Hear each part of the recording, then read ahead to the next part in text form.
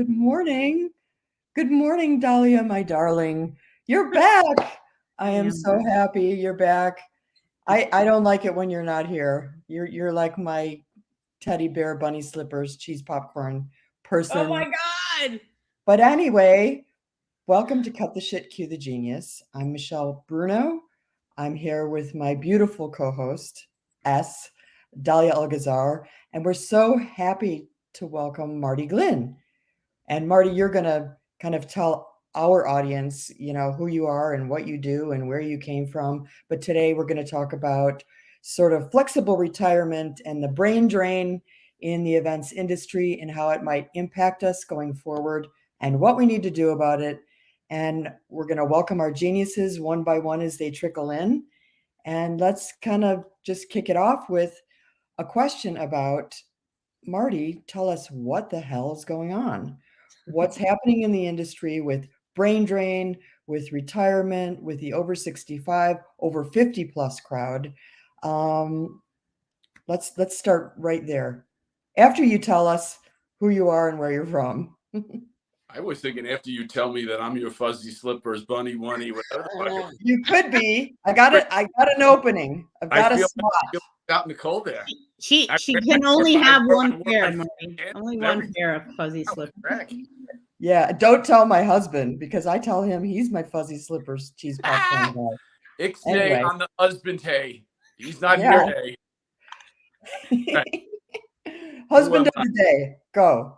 All right. Marty Glynn. I've been in the the events industry for 35, 36 years. My whole professional life has been in live events. An entrepreneur for the last 25. After getting fired from institutional employment, started my own business, and now have an event company, a production company, and different parts of the ecosystem I've had either ownership in or have experience in. So I'd like to think I have a fairly wide view of the industry through different lenses, and mostly as I'm approaching 59, realizing as I get older, I don't know anything about the industry. The more I get to know about it, the more I realize I don't know anything about it. And that's what keeps me coming back for more. And kind of to your point of this age group, if you're a learner, right, it offers learning in perpetuity. You never stop learning in this industry. So that's the tee up. So you shared with me a video of a conversation with some other individuals, and one of the people, which you can talk about, had a lot of stats. And one of them was that our children are going to be working for probably 60 years, whereas we're probably working for 40, 45, maybe 50. But the lifespan is such that it really has expanded, the lifetime of a job or of a career. That was freaking scary to me. And I don't know if they're up for that, but another stat was that, every day 10,000 people over 65 leave the workforce. So of all of those things, what's kind of freaking you out the most, and what's happening specifically within events, within the various, tiers and parts of the ecosystem that is equally kind of scary for our industry going forward? So what got me interested in this was my own slow march to irrelevance, right? I felt like as I was getting older, I'm not sure I'm going to be able to survive and thrive in the industry. And that started out when I was younger. I was looking at my mentors and I felt kind of sad for them, that why were they working in their 70s, and that, they didn't foster the appropriate things to kind of age into retirement. And I came to see later in life that they aged the best and that when I saw them much later in life, they were still incredibly vibrant. I think, first of all, on a personal level, I think aging like that, if you like what you're doing, it's not work and it's just an extension of keeping going. And then in a personal sense, and I think a lot of people are in this boat, we're sandwiched somewhere between our kids and our parents, and that our parents, as they aged, we became caretakers at the same time as we're caring for our kids. Yeah. And there became kind of an economic point of view there. Do I have to keep working in order to be relevant? And deeper I got into that subject matter, the more it became both eye-opening from the data that you're referencing, and in a personal subtext, the amount of men that in their 60s go into a deep depression when they're no longer kind of relevant and vibrant is a slow epidemic that is starting. And that the quicker you recognize that you should be engaged, whatever that may be, socially, economically, or within the industry itself, probably the better off you'll be financially, spiritually, physically, mentally, the whole thing, right? So that led to kind of, your question about looking at the industry and what does this brain drain look like? And, from my vantage point, each sector has a different set of problems, and some are doing better at it and some are not doing so good at it. For me, on the show organizer side, it's been consistently the same, right? Younger talent, cheaper talent, and how do we best profit? And I think they are going to see over time that as the wisdom box gets depleted, it's going to affect the bottom line. And that doesn't show up on a balance sheet or a ledger or a P&L. It shows up in more nefarious ways. And, as the push to profit and let's go back to, 2019, I'm not sure that that's necessarily possible. And I think what's happened recently and is still happening now is that press on senior executives to perform to numbers that are not realistic are leading to people who are either miserable in their job or they're getting out. And some people are, I don't want to say quiet quitting, but they're in a job and that they hate it, right? And they're just grinding it out to get to wherever. And then others have just gotten out, or some have been reorged out, right? On the when I have these conversations with hotel executives, they've done a very good job at figuring out kind of, we like the wisdom. I know that you don't want to work full time, but they have found ways within a project basis to keep the engagement. And they're very excited at the prospects that have come out of that. On the general contracting side, I think they're doing a reasonably good job at retaining kind of older talent and finding the lane. And over a lot of years, they've been very good at, when you no longer want to work full time, we'll find project management work for you. So I'd say they've done a reasonably good job. On the AV and production side, what happened pre-COVID, but really at COVID, was talent at a certain age was such in demand that they didn't need to work full time for anybody. And in essence, they work full time on project management because they can go where they want, when they want, how they want, and not skip a beat financially. And if they want to kind of step off the wagon, it's fine. And it makes it very difficult when you have an organization like that, to make sure that you're keeping gainful employment with those people because they're incredibly independent. The supply side, I think, I don't think they have that same type problem. It's very task driven, so I don't think the wisdom box is as important there. I may be naive to that, but that's my kind of view of it. What do you mean by the supply side? What kind of companies? So underneath the general contractor, you have a lot of companies that feed in to that to be able to supply in. And I don't think that the age piece is as relevant there. You know, Well, it is if you're doing a manual labor type of or labor intensive job. You know, you so don't want to be like 70 dragging a toolbox across the show floor, you know, maybe not. there you go, bingo, right?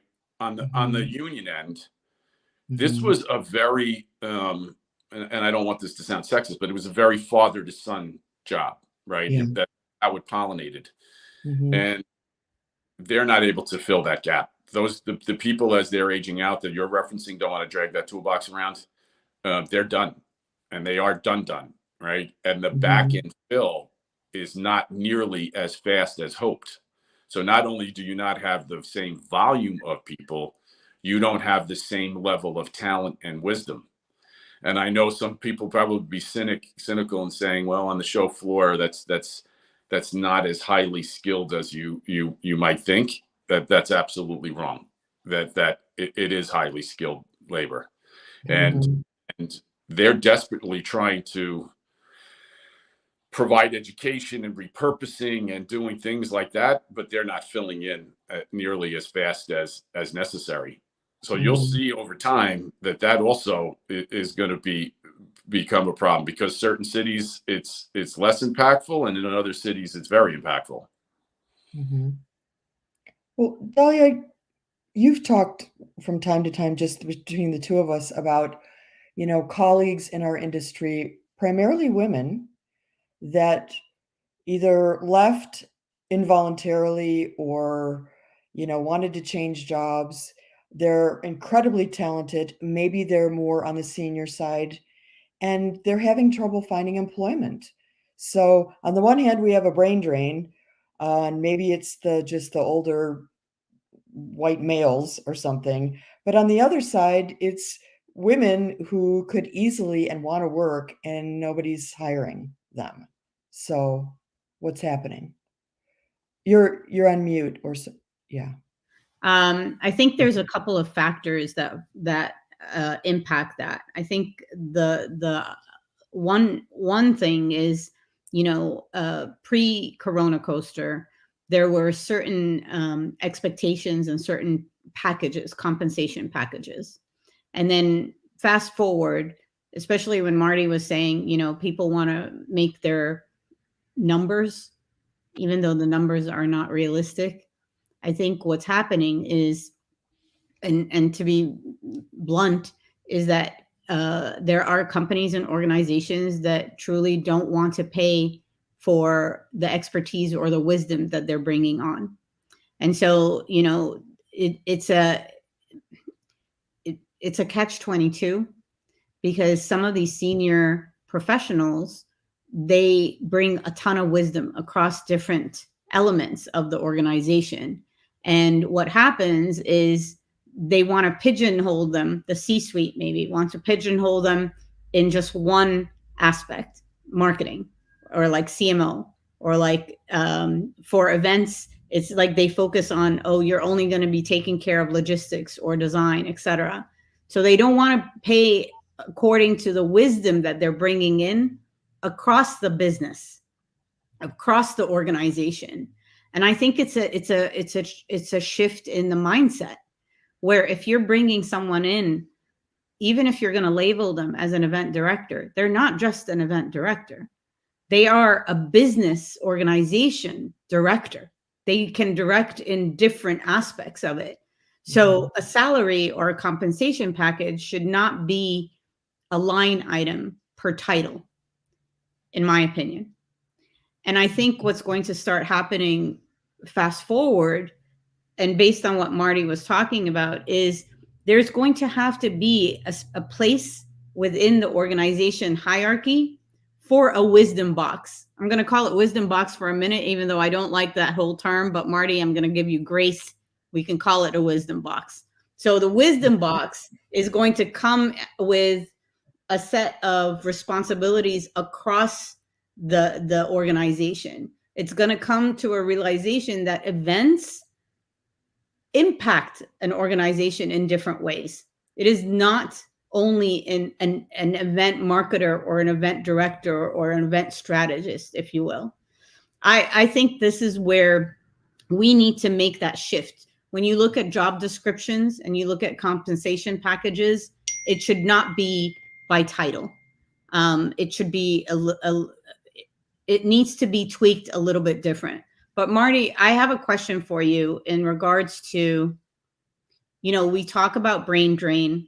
We talk about, the young talent coming in, etc. What about it's not brain drain. What about brain being exhausted, being fatigued, being tired, being overworked to a point where the comeback or like the existence within an organization is tough right now within our industry? I don't know. How many Walking Dead do you know? I mean, I know countless people who, if you talk to them in the sanctity of their privacy, this fucking sucks, man. This sucks. This sucks. And it sucks, and I got nowhere to go. Well, it sucks, and you got nowhere to go because the passion and the thriving is still there. It's just the beatdown has taken its toll. And so, like, what is a good way to get out of this rut? Like, what is your advice for someone who is seasoned, and I don't like that word, but who is a wisdom wizard within our industry, has seen it so many times, can actually, I have this hashtag, I call it hashtag shit show slow-mo. You've seen it. Shows that are like slowly going to like becoming a shit show. And you have these senior people that know how to rein it in, that know how to think on their feet, that can actually multitask, can take younger talent and coach them if given that permission and given that space. So what can we do different to change that mind shift? Have the balls to believe in yourself, right? Because that's two things. That's demanding the respect in the organization and be willing to walk away if you don't get the respect, right? And or recognize that if you've been in industry for a long time, you have more than likely a very serious cachet of goodwill in your box. And what I think is going to wind up happening, and you're kind of a testament to that, right? When you have a hub and spoke that attracts in a magnetic way like-minded people, eventually opportunity facilitates itself. And the people who are sitting in the kind of less ballsy position, once they get a safety that, I can take a certain amount of risk and I can go do something, that's when you're going to wind up seeing the what I think is the significant change, because there's an incredible amount of opportunity. On the for-profit side, as the industry got consolidated and used its leverage and then put people in positions like this, right?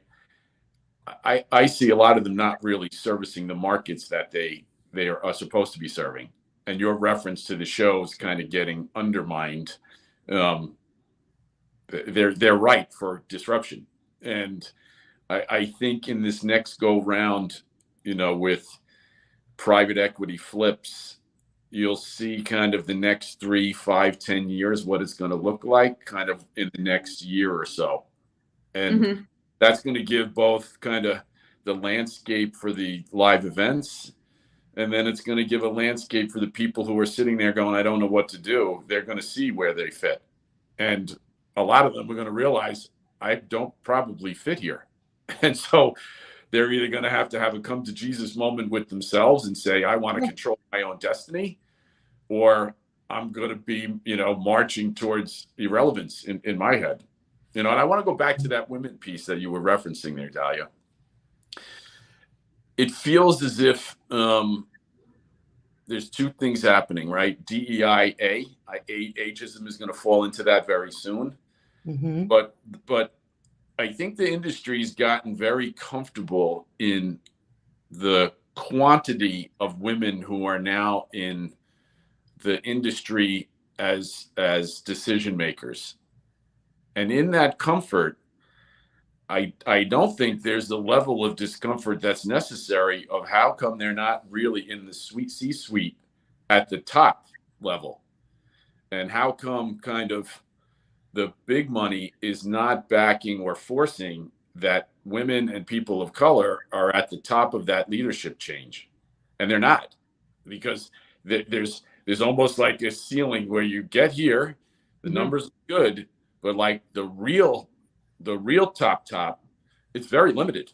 And it feels unfair. It feels unfair because they're capable, but it's just not happening. The opportunities are not there. And I make the point because I think that could relieve some of the pressure off of, seasoned managers, if they just kind of maybe step aside a little bit and let some of that other talent that's been waiting at the door go up into the C-suite. So, Yeah. So I'm going to play devil's advocate because I do it really effing well. Here's the thing, especially with women, what I found is that our women, our rock stars, and they have capes within our industry, don't really do a great job of promoting themselves above the title that they have. And they don't give themselves the space to really level up their wisdom box. There could be a couple of things on that. Some of them are very humble. Some of them don't know how to market themselves. And especially those that were within an organization and now have become consultants or freelancers or contractors, they work on referrals. They don't know how to promote themselves. The third part is they've been beat down. They've been told over and over again, you take care of the event show floor. You take care of the marketing. You take care of the programming, even though their way of sharing wisdom and sharing the intel that they have based on everything that they've seen is on a business level. And it makes me wonder where maybe that's where we should be promoting our wisdom box, not only as events, because we have seasoned professionals, especially female, that can actually take over the C-suite and get shit done, like get real shit done. And I think it's twofold. I think it's our professionals taking the time to figure out, okay, what's their superpowers, but their superpowers are even 100 times powerful, and position themselves that way. And the C-suite has to also take a listen and has to also take a view of it in the sense of, we're going to bring in younger people. They're going to be Energizer bunnies. They're going to know what they're doing. Someone in the comments said, senior people getting replaced by younger people. Monica did. That's true, but it always falls flat. It is never sought out, I think, by C-suites by saying, why not do a buddy system of some kind? Why not do, I'm a big believer that some titles need co-pilots, two people with the same title. I would rather have that than another CEO, a chief executive officer. No, you need two people that can like sort of be the yin and yang of each other. And I think that can be done with senior professionals and younger people coming in. That's so at the risk of not wordsmithing according to your approval, go fuck yourself. No cake for you, Marty. No cake for you. You're tapping on to what I think is probably the biggest opportunity organizationally that's being missed on multiple levels. And you're touching on it and framing it in probably a different way than I have, but you don't want to use the wisdom box. I'm gonna refer to it as an ombudsman. On a what? Ombudsman. So you're not from a P&L standpoint, and you're not responsible operationally, you're there to float through to understand all sides of the equation and marry them up, where it's almost like your role and your task is very gray. And because how organizational structures are, and how that has a very abstract return on cost, I think it's an incredible missed opportunity. When you allow somebody to float in an organization, and they float in ops, they float in marketing, they're going to wind up seeing the things that need to be put together. And that's not really the role of the CEO or COO. Technically would fall into the COO, but their roles and responsibilities are so much bigger that it's not finite like that. And that there is a gray area that if you have somebody that's no longer driven by ego, right? Because when you get to a certain point, you just want to do the work, and you enjoy the work, and you're not really striving anymore, and you want to be valuable to an organization. Those are the people that at the end of the day, they want to embrace the younger people, because I want to learn genuinely, right? I really want to know like what I don't know. And equally, if you find younger people in an organization that are not threatened by, okay, boomer, then you find that's the gentelligence piece, that when you can marry that together, you have a strong culture, and then you have a hyper operating machine.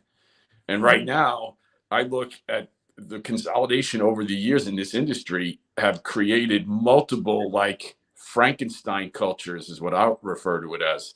You add things on, and you can't integrate those cultures fast enough. And then all of a sudden you're just driven by task and this one big holistic machine. That's not possible. And people of a certain age, they don't. Then you lose the soul and the passion of the organization. People leave not because of being demoted or redundant or whatever. They leave because they're working for an organization that they didn't sign up for or give their blood, sweat, and tears to in the past 10 years or so.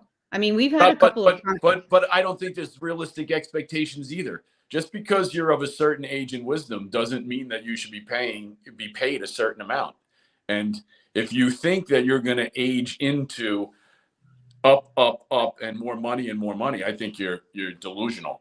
And that you got to start setting your realities as you get older. If you want to be vibrant and you want to remain, that doesn't mean you got to pull down your pants and get no salary and I'm not, I'm worth all of this. I think you got to be more realistic that if I'm going to fit and have longevity, my expectations have to change. And you have to be willing to, I don't want to necessarily say retrain, but rewire how you're thinking about yourself and organization and what it's needed.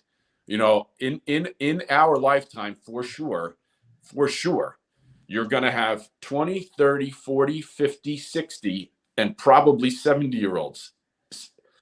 That's 7 in one either ecosystem or one organization. That's a lot of potential disruption.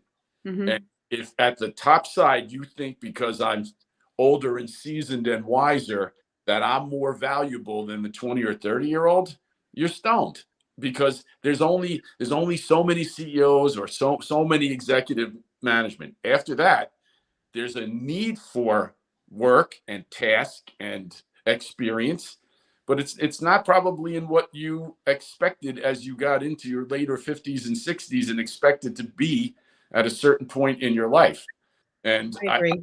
I think it's so important to be thinking realistically and kind of rewiring your mind about, okay, I like this industry, I like what I do, but am I really going to be able to run the course before you become a salary casualty? And that's so, the opportunity also lies down in my head that the outboarding and the onboarding are as important, because if you show to your younger employees that you took the time to help shepherd somebody out, that would make, I think, a younger person saying, I can stay here because I see that as this thing threads through, I There's don't respect and value. liability. Mhm. I become still a valuable asset. And so I think what's going to develop as a cottage industry is kind of organizations are going to recognize that the exit years and how to retain certain wisdom and retain culture, that they're going to find a value proposition to have a frank conversation. What do you want to do? This is what we need. And it doesn't come to some like weird abrupt stop where everyone's like, wow, what the fuck just happened? And Mhm. everyone's going, wow, that could be me. Wow, that Right. could, right? And next thing you have a fissure that HR can't fill, your senior management can't fill, because once that permeates an organization, it's very hard to unsee that. True. Very You true. know, you brought up a really good point, and that is this role of an ombudsman. Uh, Many organizations are doing that now, but they're using an outside consultant that they're paying big bucks to come in and say, "Come in, tell me what's wrong with my organization, float around, make it, work holistically."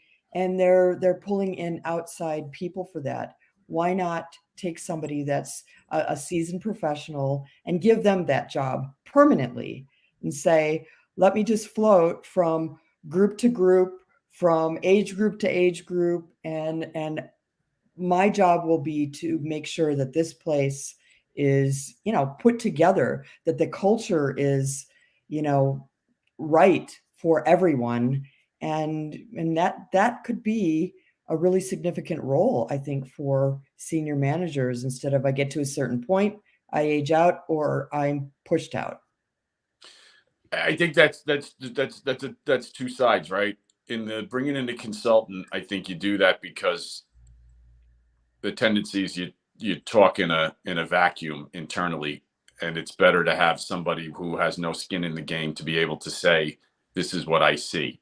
I think that gives a different level of credibility of But then they objectivity. don't make any change anyway after the consultant leaves. But if the consultant says that, then you should be finding the internal person that has probably worked their way through the organization, that understands kind of the problems at certain levels. And quite frankly, that that skill set no longer really exists in the industry, because when I was younger, like, you had to be in the back of the house to get to the front of the house, and you had to understand all the way through. And every organization that I've been part of, that's been part of the training, is you need to understand the back of the house to the front of the house. That'll make you better. When you're hired into a silo and you have a task in that silo, you really don't understand the other person's concerns. So Mhm. unless you can have somebody who's floated all the way through that, or is objective in seeing the value all the way across, Mm-hmm. that's critical in order for that to be an effective role. And Mm-hmm. and again, like, the reason it doesn't happen is because it doesn't have a direct return on investment, right? Because when you Bottom have something line.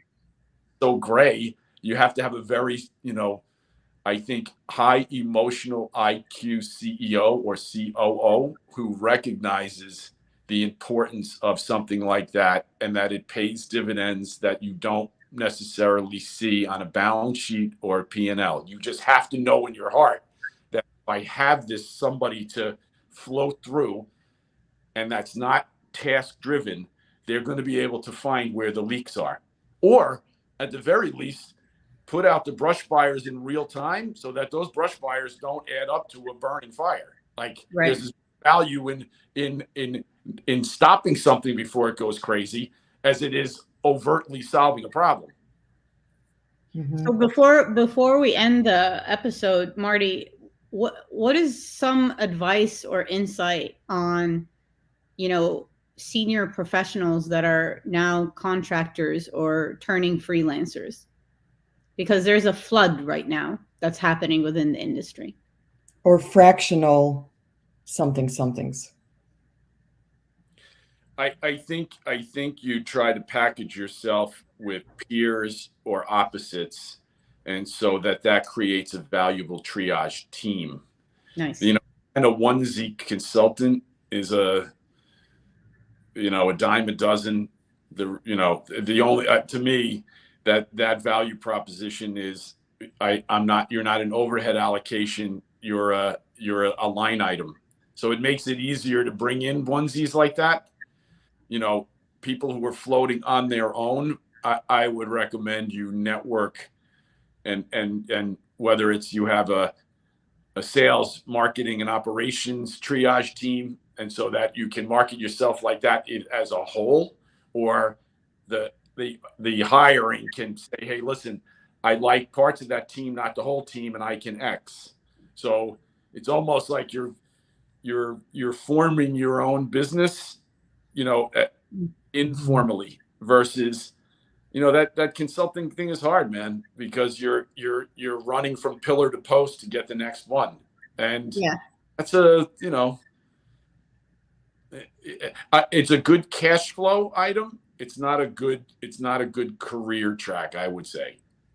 If you want to have longevity, it's short cash. I wouldn't argue that it's overtly sustainable. Got it. Unless you have a lot of naked pictures of people, and then my God, here we go. There's Marty.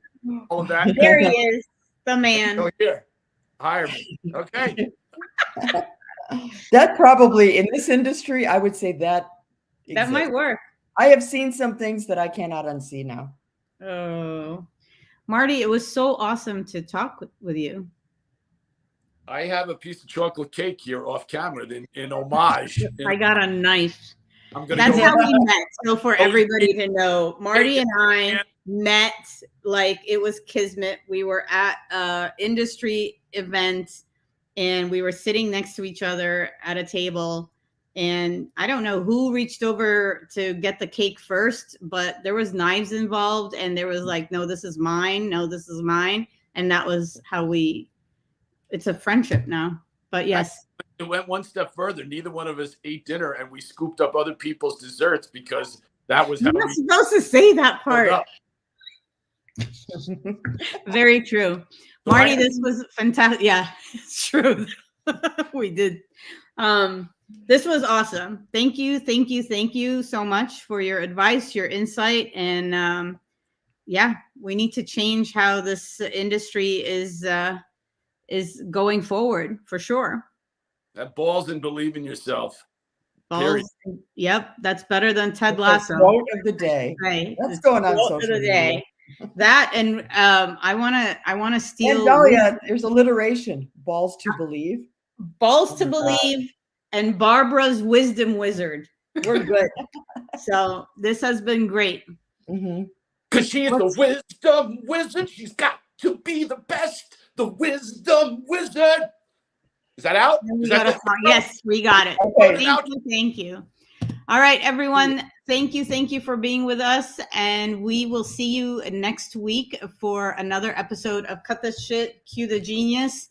Please check out our website and our YouTube page. And if you want to be a guest like Marty and sing the closing song, please let us know. Thank you.